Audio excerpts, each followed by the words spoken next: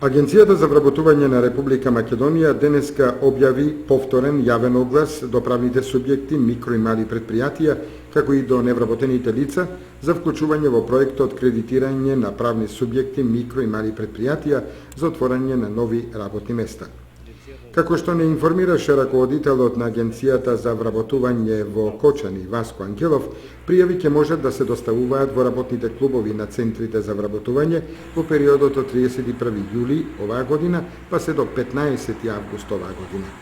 Со цел поголем учество и опфат на работодавачите се овозможува фирмите кои се основани со активните програми и мерки за вработување, и тоа програмата самовработување со доделување на неповратни грант средства и програмата за поддршка за формализирање на постојни бизниси од оперативните планови на владата на Република Македонија од 2007 година и со проектот самовработување со кредитирање, но кои го имаат отплатено кредитот во целост и не го намалиле бројот на вработените за кои користеле кредитни средства, да може да аплицираат последниве услови.